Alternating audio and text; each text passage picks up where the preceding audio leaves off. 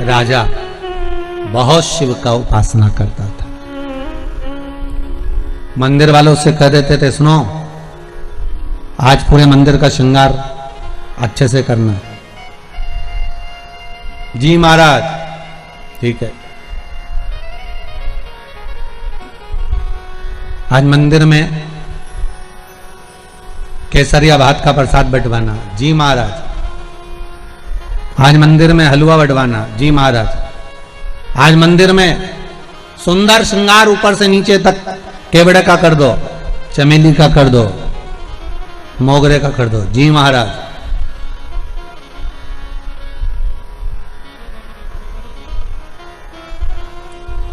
चारों तरफ हर जगह पर छविकृति की बात।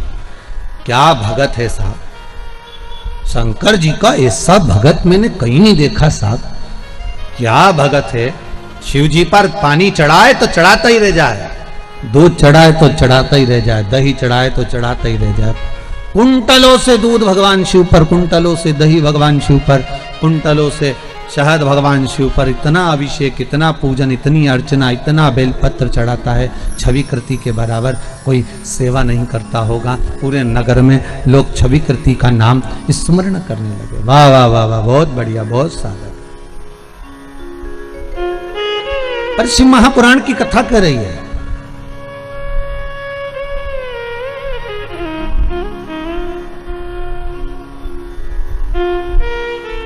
महाकाल दर्शन एक किताब का नाम है। उस महाकाल दर्शन में लिखा है राजा छविकृति और मणिरत्न का कथा। राजा मणिरत्न और छविकृति की कथा बड़ी बड़ी सुंदर लिखी। राजा छविकृति बहुत सुंदर सेवा करवाते साहब, जगत में उनका नाम चल रहा है। पर आश्चर्य की बात यह पड़ गई कि शंकर के उपासक छविकृति, शिव की आराधना करने वाले छविकृति राजा, और मरे तो कैसे मरे, प्राण छूटे तो कैसे छूटे, तो कहा इनको शनि ने मार दिया। आखिर कारण क्या था ऐसा कि शनि तो स्वयं शंकर का उपासक है, और जिस पर शिव खुद चढ़ा गया हो, शंकर जिसके मस्तक पर चढ़ गया हो, शंकर जिसके भीतर उतर गया हो, उसको शनि उतरेगा क्या, उसके ऊपर शनि चढ़ेगा क्या। जब शिव, यहां तो शास्त्र कहता है कि 5 बार काशी काशी काशी काशी 5 बार बोल लो तो शनि उतर जाता है। यहां तो शिव महापुराण ये करे कि 5 बार काशी का नाम ले लो तो शनि उतर गया।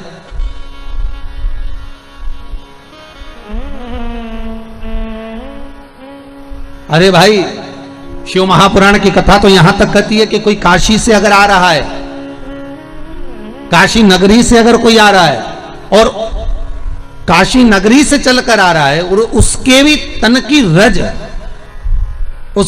की रज मिल गई, तो ही समझ लो कि शंभु का दर्शन हो गया, शिव का दर्शन हो गया। मात्र काशी का स्मरण करने पर इतना सुख का अनुभव हो जाता है, इतना आनंद हो जाता है। वो तो अभी कोरोना महामारी चल रही है, इसलिए काशी से आने वालों से भी थोड़ा सा ध्यान रखना पड़ता है, ठीक है।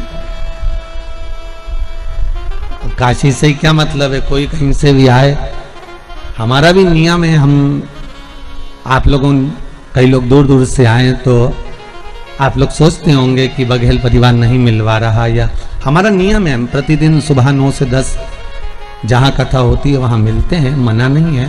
पर जब तक कोरोना महामारी चलेगी तब तक किसी से भी नहीं मिलेंगे। ये बाबा शंभू से हमने क्षमा मांगकर प्रार्थना करी है कि हम किसी से नहीं मिल सकते।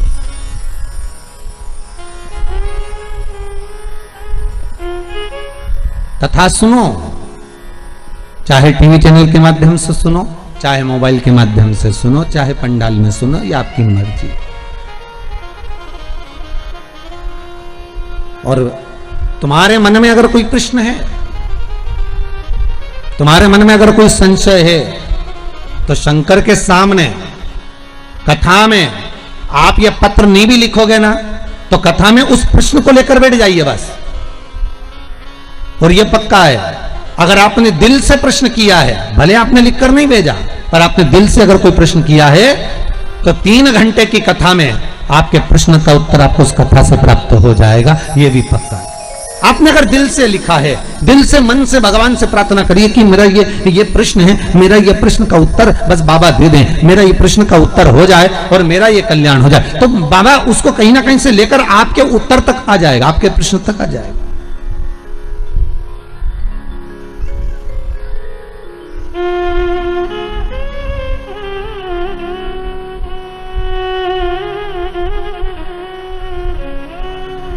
मात्र चरण की रज, काशी कह देना एक अलग विषय, काशी काशी 5 बार बोल देना, भगवान शंभू का शनि प्रभाव ही कम हो जाता है, शनि ही कम।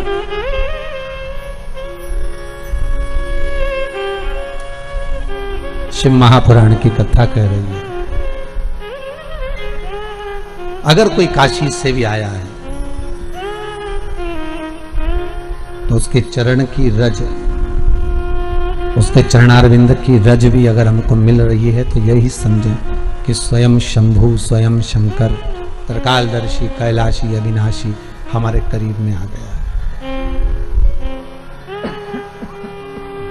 हमारे नजदीक आ गया।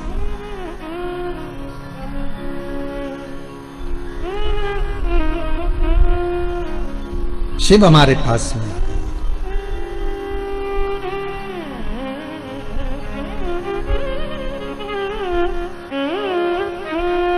काशी का शिवलिंग की स्थापना पहले भी आपको कथा में कहा, कौन ने करी है?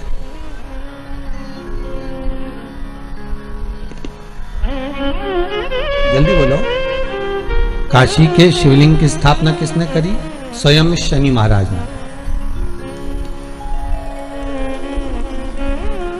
कौन ने करी है? अब तो बोल दो। शनि महाराज। कब करी? जब अपनी माता को लात मारी शनि महाराज ने और उनका पांव टेढ़ा हो गया, विकलांग हो गया, और वो पांव जब काम नहीं कर रहा था तब शनि महाराज रोते बिलखते देवऋषि नारद के पास गए। दिल में अगर दुख हो, मन में अगर कष्ट हो और लगे कि आज दिल बड़ा दुखी है, तो किसी सदगुरु की शरण में जाकर बैठ जाओ। और अगर गुरु की शरण में भी जाकर नहीं बैठ सकते तो जिस गुरु के मुख से आपने नित्य भगवान का स्मरण करा है,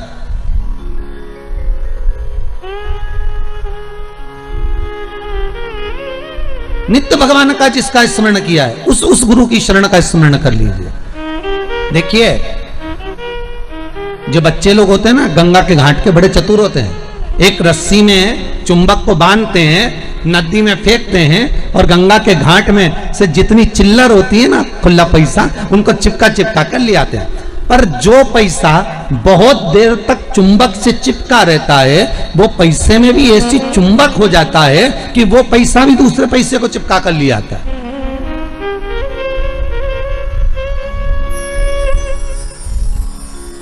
वो जो रुपया है, जो पैसा है, उसमें भी चुंबक का तत्व इकट्ठा हो जाता है, तो वो दूसरे को चिपका कर ले आता है। उसी तरह कोई सदगुरु, कोई संत, कोई साधक, कोई उपासक, कोई भगवान का भक्ति का स्मरण करने वाला, कोई भजन करने वाला, कोई कीर्तन करने वाला, कोई मंत्र जाप करने वाला, कोई नाम जाप करने वाला, कोई गुरु जिसने आपको भगवान के पावन चरणारविंद की ओर ले जाकर छोड़ा हो, उस गुरु का भी अगर आप एकांत में बैठकर स्मरण कर रहे हो तो यही जाने कि शंकर की कुछ कृपा हुई है, कुछ दया हुई है।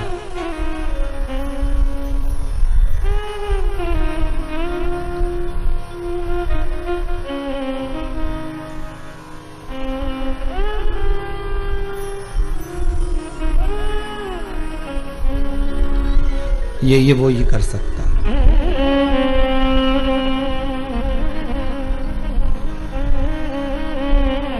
और उसके सिवाय दुनिया में कोई नहीं कर सकता।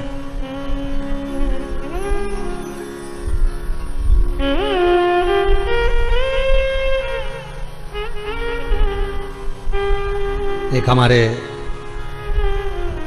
परिचित ग्वालियर में नागौरी जी हैं, मदन मोहन जी, तो उनको कोरोना हो गया और उनको शुगर भी, बीपी भी, सारी बीमारियां उनको ढेर भरी, शरीर भी।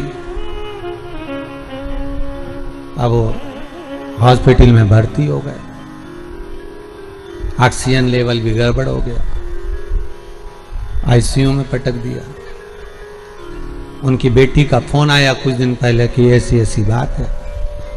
अब वो समिति के कार्यकर्ता भी, तो हमने कहा नागौरी जी से जरा बात कराओ। अब को तो आईसीयू में, हमने कहा डॉक्टर से प्रार्थना करवाओ, कोई सिस्टर डॉक्टर को मोबाइल दो, जरा बात करे। बात करवाई। हमने कहा नागौरी जी, तुम जब ग्वालियर से 2 व्हीलर गाड़ी लेकर सीहोर आ सकते हो, तो मौत के मुंह से निकलकर वापिस सीहोर नहीं आ सकते थे। विश्वास रखना, भरोसा दृढ़ रखना और शंकर का श्री शिवाय नमस्तुभ्यम का जाप करते रहना। बाकी का वो जाने, उसका काम जाने। आप मानेंगे नहीं, इतनी बीमारी होने के बाद भी कोरोना इतना लगभग 50% चढ़ने के बाद भी बाबा ने ऐसी कृपा कर दी कि लौट कर वापिस घर आ गए। ये करुणा होती है। जहां दुनिया हार जाए वहां एक डॉक्टर और बैठा हुआ है। बस अहंकार के पद से थोड़ा सा हटना पड़ेगा, अहमता से थोड़ा नीचे जाना पड़ेगा। अरे लंकाधिपति रावण को मारने के लिए कितना प्रयास कर लिया भगवान राम ने। लंकाधिपति रावण को मारने के लिए कितना प्रयास कर लिया लक्ष्मण जी ने। लंकाधिपति रावण को मारने के लिए कितना प्रयास कर लिया श्री हनुमान जी ने। भगवान राम बाणों पर बाण चलाते रहे पर रावण के प्राण नहीं छूटते थे। तब राम जी महाराज ने उस समय पर श्री हनुमान जी से पूछा, हनुमान तू शंकर का अवतार है, मैंने तुझे इसलिए रखा मेरे साथ में कि शिव मेरे साथ में रहना चाहिए, तू बता कि रावण कैसे मरेगा। हनुमान जी बोले, मैं रुद्र का अवतार हूं, सत्य कहता हूं कि इसके हृदय में जब तक शंकर का नाम जब चल रहा है इसको कोई नहीं मार सकता, ये पक्का है। तो एक काम ऐसा करो कि इसके हृदय से शिव निकल जाए, इसके हृदय से शंकर बाहर हो जाए, तब जाकर तो इसके प्राण छूटेंगे।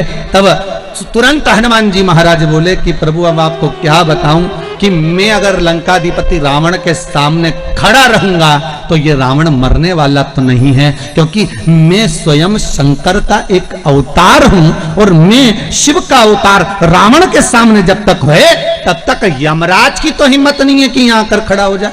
स्वयं राम जी के प्राण छूटे जब की कथा निकाल लो। जब राम जी के प्राण छूटे उस समय की कथा निकाल कर देखिए।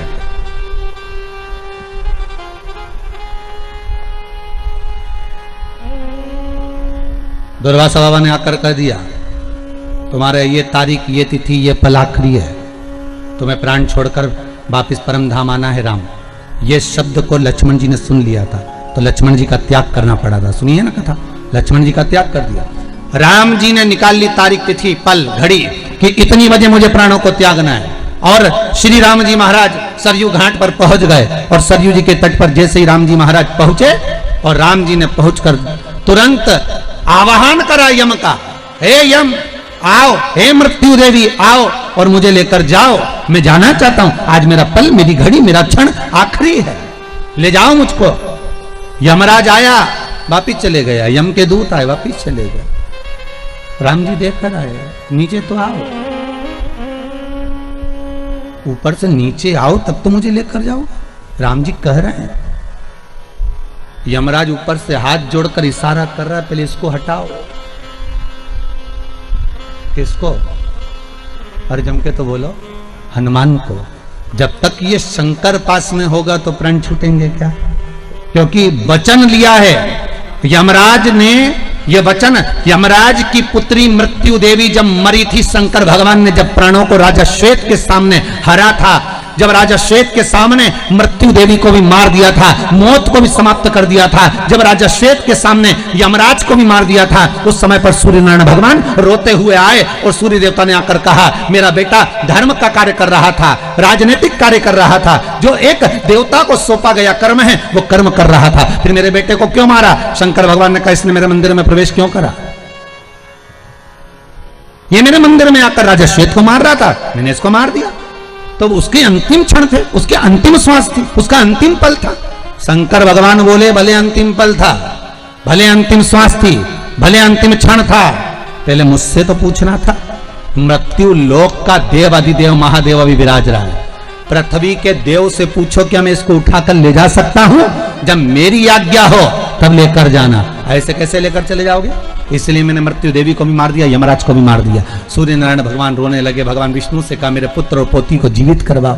शंकर भगवान ने कहा शर्त एक रहेगी, जीवित तो मैं कर दूंगा, शर्त इतनी सी है, अगर कोई मेरा भजन कर रहा होगा, जहां शंकर खड़ा होगा, शंकर का स्मरण खड़ा होगा, जहां शिव नाम का जाप हो रहा होगा, वहां ना तो यमराज आएगा ना यमराज की बेटी मृत्यु देवी आएगी। अगर ये वचन दे तो मैं जिंदा कर दूं। सूर्य नारायण भगवान ने कहा मैं वचन देता हूं, आपका जहां नाम होगा वहां दोनों नहीं आएंगे। तो वचन दे दिया। तो जब वचन दे दिया तो हनुमान जी शंकर का अवतार, और ऊपर से यमराज कह रहे इनको हटाओ। तो राम जी समझ गए कि हनुमान ने कहा था रावण को मारते समय कि मैं पास में होऊंगा तो रावण नहीं मरेगा, मतलब मेरे साथ भी यही है, अगर शंकर साथ में है तो राम के प्राण नहीं छूटने वाले। तो राम जी से निवेदन यमराज कर रहे हैं, धर्मराज कर रहे हैं, आप कृपा करो और अपने प्राण त्यागने के लिए कुछ कृपा करिए, मैं मृत्यु देवी को भेज दूंगा, पर पहले इस शंकर को हटा दीजिए। और राम जी ने अपने हाथ की मुद्रिका उतारी, सरयू जी के जल में फेंक दी और हनुमान से कहा हनुमान अरे मेरी मुद्रिका गिर गई, जल्दी जा लेकर आ। और हनुमान मुद्रिका लेने के लिए जैसे ही पानी में कूदे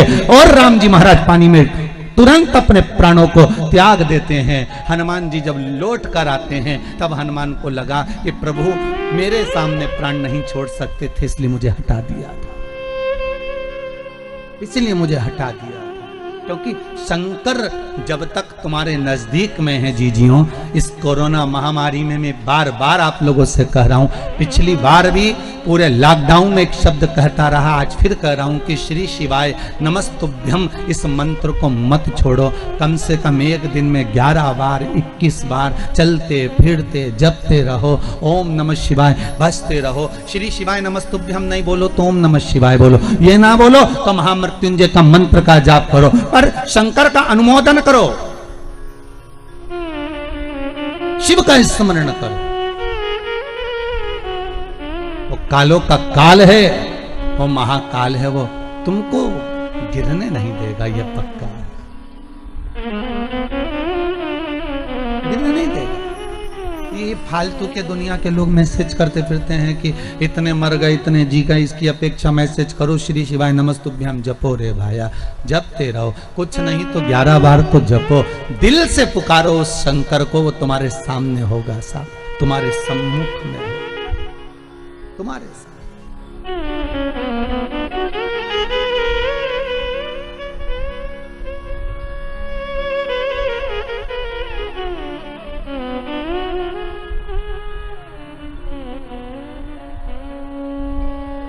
करो अनुष्ठान दिल से। देखो औषधि खाओगे तो थोड़ा तो फर्क पड़ेगा। अरे बोलो तो सही है कि गलत है?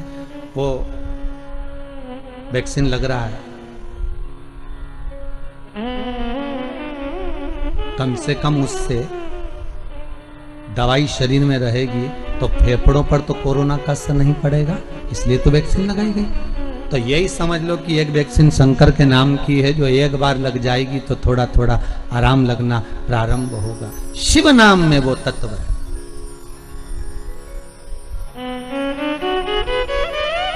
मुद्रिका जब सरयू जी में गई तब राम जी महाराज ने अपने प्राणों को त्यागा है।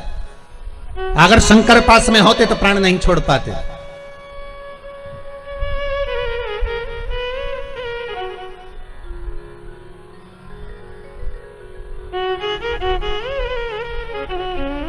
प्राण नहीं निकल।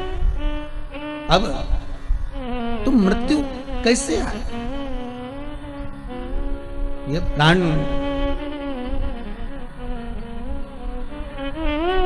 चरण का प्रहार लगा, संत की शरण में शनि महाराज गए। शनि महाराज ने देव ऋषि नारद से कहा, फिर निवेदन है, आप नहीं कुछ कर सकते तो उस सतगुरु का स्मरण कर लो।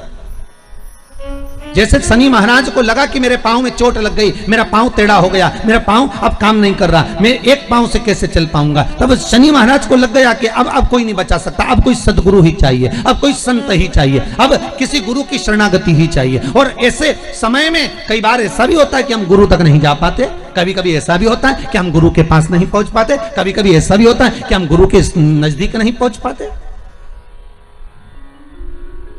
जैसे द्रौपदी का चिर खींचा जा रहा था, रो रही थी द्रौपदी, आंखों से आंसू भरकर द्रौपदी ने भीष्म पितामह से कहा, मैं तुम्हारे घर की बहू हूं, तुम तो लाज बचाओ। भीष्म पितामह कहते हैं, मैंने दुर्योधन के घर का अन्न खाया है, जैसा खाया अन्न वैसा हो गया मन, जैसा पियो पानी वैसी हो गई वाणी, जैसा पियो दूध वैसा बन गया बुद्ध। गाय का दूध पियोगे तो गाय जैसे निर्मल रहोगे, थैली का दूध पियोगे तो थैली जैसे हो जाओगे, डब्बे का दूध पियोगे तो गोल हो जाओगे। इसलिए गौ माता के दूध का पान का वर्णन किया गया।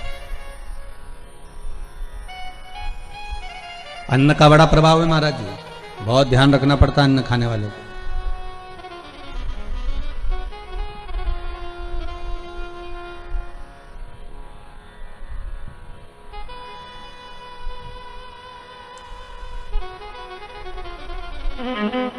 किसी गुरु के लिए, किसी संत के लिए, किसी भगवंत के लिए, किसी भगवान के लिए अगर आप भोजन बना रहे हो ना, तो उसको अगर दिल से बनाओगे और कोई चीज दिल से लेके आओगे ना, तो भगवान उसको स्वीकार कर लेता है, भगवान उसको अंगीकार कर लेता है।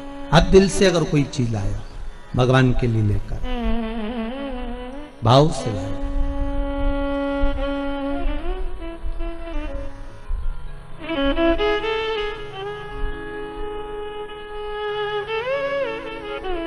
अब दुर्योधन तो बैठा है, दुशासन चीर खींच रहा है, द्रौपदी रोती बिलकती धृतराष्ट्र गांधारी के सामने जाकर खड़ी हो गई, कोई नहीं बचाया। आखिरी में द्रौपदी गुरु द्रोणाचार्य के पास में गई, मैं आपकी चेली हूं, आपने मुझे गुरु मंत्र दिया। कोई साथ नहीं देता, पर जिस गुरु ने मंत्र दिया है वो तो साथ देगा ना, आप तो साथ दो।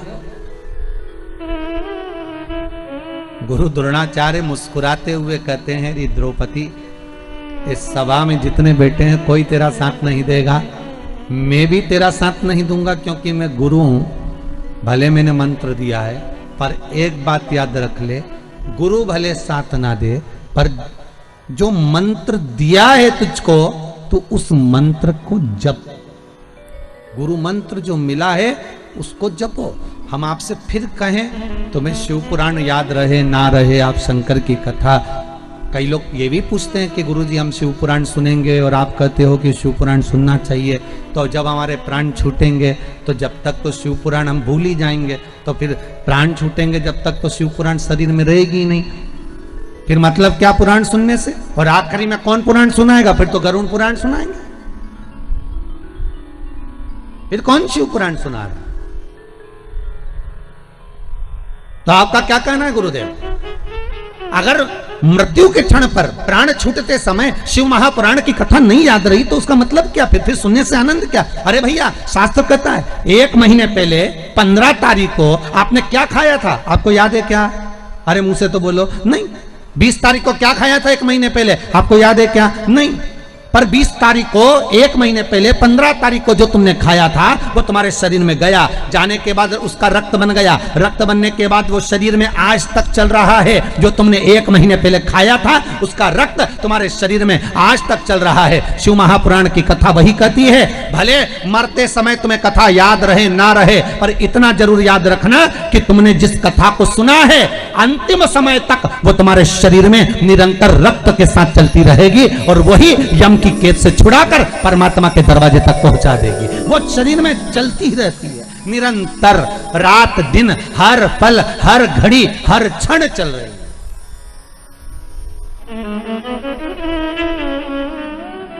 वो छूटती नहीं है।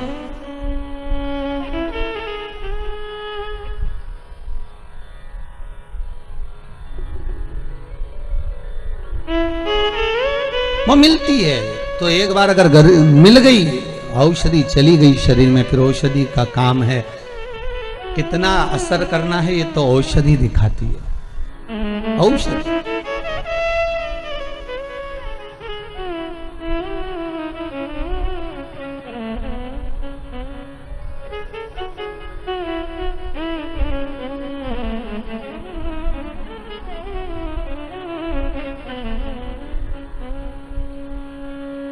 आप तो दिल से पुकारते रहो, आना नहीं आना ये उसका काम, उससे निवेदन करते रहो, ये फिर उसकी मर्जी।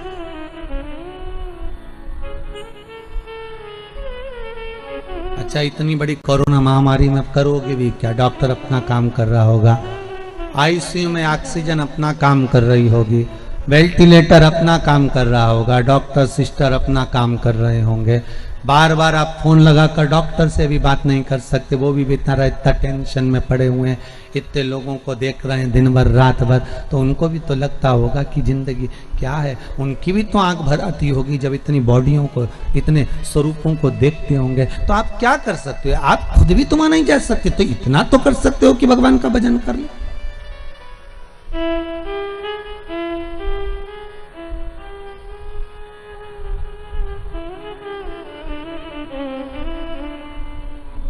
इतना तो निभा सकते। और कुछ नहीं तो वो रुद्राक्ष महोत्सव का वो एक लाइन याद करी हुई ध्यान में आप बोल सकते, अंत समय प्रभु आना पड़ेगा, अंत समय प्रभु, बोलो तो, अंत समय प्रभु आना पड़ेगा, अंत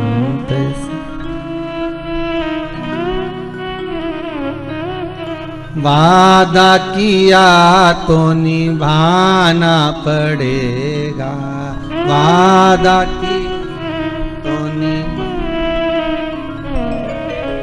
आए ना आए प्रभु कुटुंब कबीला, आए ना आए प्रभु कुटुंब कबीला, अंत समय प्रभु आना पड़ेगा, अंत समय प्रभु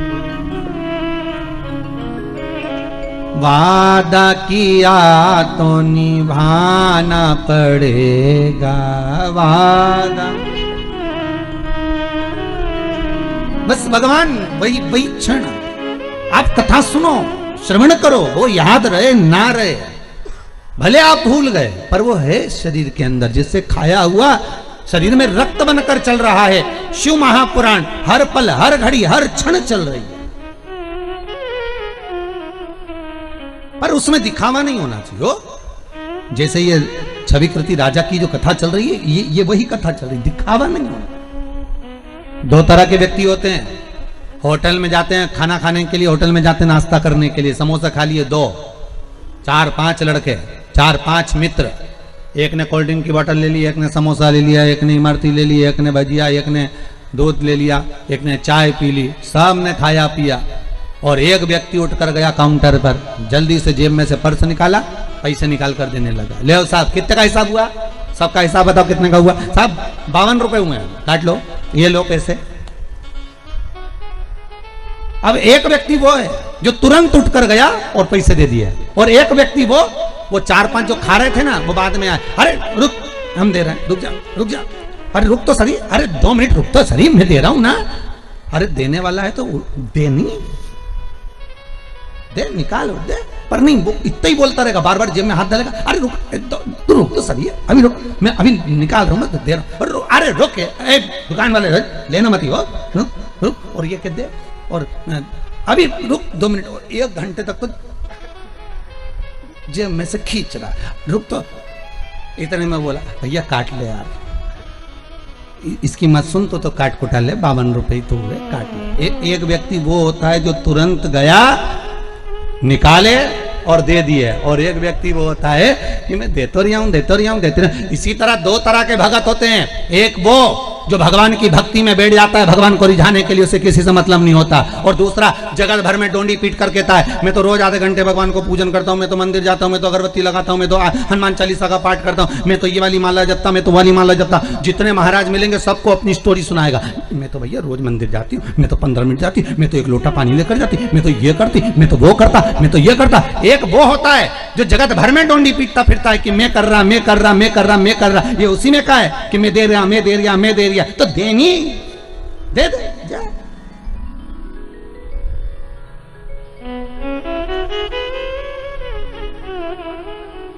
अरे बीमार पड़े तब मन में आया अब एक्सरसाइज करूंगा। डॉक्टर ने भी कहा एक्सरसाइज करना, ये सामान कम खाना। बिल्कुल नहीं खाऊंगा, अब की बार ठीक कर दो डॉक्टर साहब, इसके बाद तो बिल्कुल जैसा तुम कहोगे वैसा चलूंगा। अब घर पर आने के बाद 8-10 दिन आराम करने के बाद फिर तो जो खाने पीला, फिर तो पत्नी भी कह रही है थोड़ी योगा मोगा कर लो, एक्सरसाइज तू करिया जा, मेरा शरीर दिख रहा है योगा के लायक, तो खा लो जा, खा, शरीर ना दिख रहा। जब बीमार पड़े तब भगवान की याद आई, डॉक्टर साहब जैसा कहोगे वैसा करूंगा, एक बार सही कर दो फिर तुम्हारी सुनूंगा, तुम जैसा बोलोगे फिर तुम मास्क लगाने की बोलोगे तो मास्क लगाऊंगा, सैनिटाइज का बोलोगे वैसा करूंगा, सोशल डिस्टेंसिंग का बोलोगे तो पीछे आखिरी में जाके पेड़ पे बैठ जाऊंगा, तुम बोलो तो सही। और जब अच्छे थे तब कई लोग शहरों में गांवों में बिना मास्क के घूम रहे हैं, वो इस भाव में घूम रहे हैं कि हमें कोई बीमारी नहीं है। तुम्हें बीमारी नहीं है पर घर वालों के लिए दूसरे की बीमारी लेकर क्यों आ रहे हो?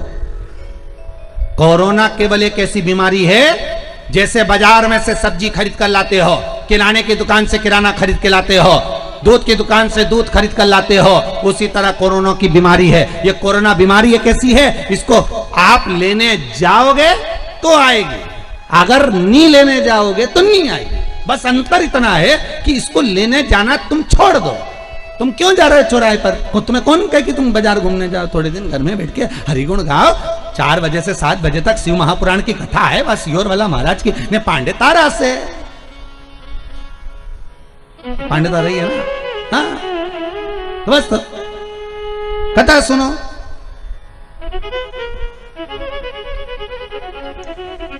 स्मरण करो 3 घंटा कथा का, भगवान भजन करो, और कथा अच्छी लगे तो सुनो, नहीं तो तुम्हारे हाथ में रिमोट रखा है ना, महाराज चेंज कर दो। टीवी पे तो घना महाराज आए, 2 मिनट में चेंज, दूसरा पकड़ लो कि ये महाराज आई दिया, चलो दूसरा महाराज देखेंगे। और महाराज नहीं आए तो कहेंगे न्यूज देखेंगे। पर कथा सुन लोगे तो तुम्हारी न्यूज नहीं बनेगी, ये पक्का, ये तो पक्का। कथा सुन लो, बस स्मरण कर लो। महाराज राम नाम के हीरा मोती में बिखलाऊं गली गली, ले लो रे कोई राम का प्यारा। आगे क्या है? शोर मचाऊं गली गली। ये तो बिखेर रहा है, कहीं योग बना होगा भगवान का जो मिल रहा है, डालो।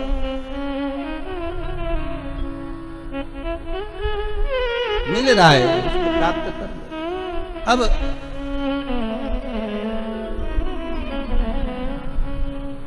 अंतिम क्षण शनि महाराज मन में सोचे कि मैं गुरु की शरण जाऊं।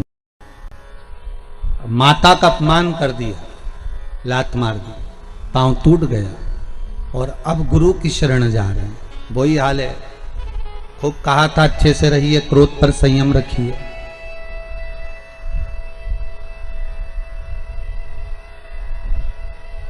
आंधी और क्रोध समाप्त होने के बाद पता चलता है कि नुकसान कितना हुआ है। ध्यान रखिएगा जरा, क्या क्या चीज जम के बोलो जरा।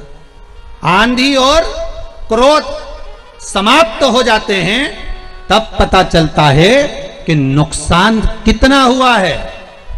आंधी आती है,